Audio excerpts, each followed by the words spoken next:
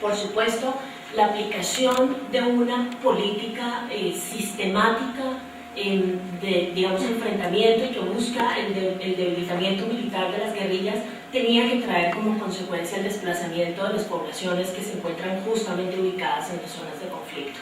El problema es que no ha habido, antes de hablarles de desplazamiento, esto es solamente una cifra, un cuadro comparativo que les cuenta dónde está Colombia en materia de derechos humanos en general frente a los otros países latinoamericanos. Este cuadro se basa en los datos que arroja el índice de integridad política, que simplemente mide los grados de represión que existen en los países utilizando distintos indicadores. Para que se hagan una idea, Colombia más o menos en el periodo entre el 2003 y el 2007 siempre ha tenido una calificación de 8, que significa simplemente no respeto por los derechos relacionados con la integridad física. Esto pone a Colombia en materia de derechos humanos en el mismo lugar en términos de este índice de integridad política que Bangladesh, Burma, India, Corea del Norte y Sudán, para que se hagan una idea del tipo de compañeros que tenemos en materia de derechos humanos a nivel internacional. Y por supuesto, como lo indica el cuadro, estamos lejos del récord en materia de derechos humanos del resto de países latinoamericanos. Entonces, fíjense que acá la disonancia con la región es bastante grande, porque pasamos de tener en los 70 regímenes dictatoriales, violadores de derechos humanos, sistemáticos, etcétera, etcétera, pasaron a una región con una performance relativamente buena en materia de derechos humanos, mientras que Colombia, al contrario, si lo miran especialmente desde el 95 hasta ahora, ha tenido un comportamiento bastante regular comparado con el comportamiento del resto de países del área. Bien, ahora sí les hablo de desplazamiento. Les decía entonces que una de las consecuencias grandes de la política de la seguridad democrática ha sido la expulsión de muchos ciudadanos colombianos de sus zonas naturales de vivienda, especialmente en las zonas rurales, donde ha habido disputas por el dominio de los territorios más acentuadas, es decir, la zona de los Montes de María, las zonas, muchas de las zonas montañosas en la costa, etcétera, etcétera. Y el problema no es que haya habido desplazamiento, sino que no ha habido una política pública para lidiar con el problema del desplazamiento. Y lo que se encuentran es este número, que es un número absolutamente escandaloso en materia de cómo se está moviendo la gente en Colombia y cuánta gente está siendo expulsada. Para que se den una idea de los números, y el problema grande y grueso lo estamos viendo desde 1997 hasta el 2009. Acuérdense ustedes que el 98 es el momento en el que se acaban los diálogos de paz con el gobierno Pastrana, y de ahí en adelante digamos, empezamos a asistir a una intensificación de la guerra bastante clara y a una utilización del recurso militar ya sin el escenario de la negociación. En ese lapso de tiempo, del 97 al 2009, estamos hablando de un incremento en el desplazamiento forzado de casi 11 veces. Que, insisto, son números de gran magnitud. Si ustedes se ponen a pensar, esto dice básicamente lo que está sugiriendo es que pasamos en 1997 de 286.310 personas desplazadas a 3.163.889 personas en el 2009. Los datos del 2010 todavía no los ha arrojado el gobierno. Se imaginará que aquí hay una disputa con respecto a cómo se consiguen las cifras gigantescas, ¿no? Porque el gobierno dice que lo que algunos entienden como desplazados no son realmente desplazados, que si usted, por ejemplo, se va de su pueblo porque tiene un lío económico y le están cobrando un dinero, eso no es desplazamiento, eso es simplemente, ¿cómo llamarlo? Ese es el efecto de la delincuencia común y no el efecto del conflicto armado. Entonces el gobierno insiste en que uno solamente tiene que contar la gente que ha sido desplazada por cuenta del conflicto armado y no por otras razones. Pero por supuesto eso es muy difícil, porque el que le puede estar cobrando a usted la deuda y que lo está obligando a irse del pueblo puede ser un guerrillero, o puede ser un narcotraficante, o puede ser un paramilitar, y estos son todos resultados de las dinámicas propias del conflicto. Entonces es muy difícil separar digamos, las cifras en ese sentido, pero ellos por supuesto sugieren que son muchísimas menos que estas.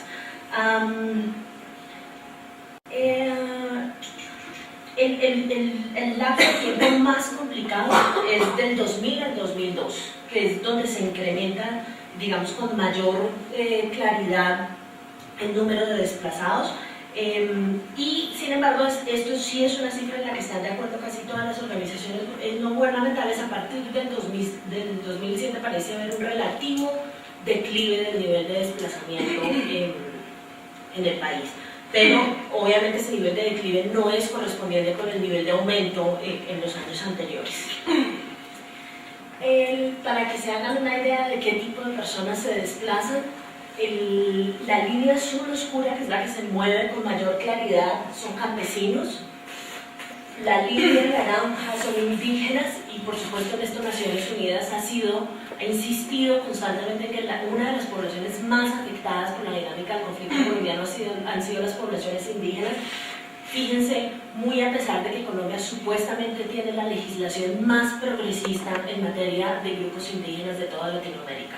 Entonces, solamente para insistir en la dislocación que uno ve constantemente en Colombia entre, digamos, el marco normativo, que pareciera ser el marco normativo de un país del primer mundo, y el comportamiento del Estado, que por supuesto no corresponde a esas reglas. La azul clara son jóvenes. Había otra que quería mostrarles, la roja, que se empezó a medir por primera vez en el 2006, son defensores de derechos humanos. Bueno, aquí tienen desmovilizados, jóvenes trabajadores, líderes, etcétera, etcétera. Pero la más notable es, por supuesto, la población rural campesina. Entre otras razones, no solamente porque sean víctimas del conflicto, sino porque adicionalmente el proceso también es un proceso de despojo de tierras y de adquisición por parte de los paramilitares, especialmente de las propiedades de estos campesinos pequeños. Bien, eso en materia de desplazamiento. El otro problema, bueno, esto para que tengan una idea de nuevo de dónde está Colombia en materia de desplazamiento a nivel internacional. Solamente estamos después de Sudán, estamos antes que Irak, ¿no? Las cifras les muestran la disputa que hay sobre la cantidad de gente de la que estamos hablando, pero, insisto, para que se hagan una idea, sigue siendo una cifra grandísima, ¿no? Y estamos al lado de países que tienen unos conflictos armados de unas proporciones inmensas. Bien, el otro caso, y esto no estoy tan segura que uno pueda hablar de ello como resultado de la implementación de la política democrática, pero de pronto puede construir una hipótesis en ese sentido, es el de los falsos positivos. ¿Qué exactamente son los falsos positivos? En términos de derecho internacional no son otra cosa distinta que ejecuciones extrajudiciales llevadas a cabo por las Fuerzas Armadas.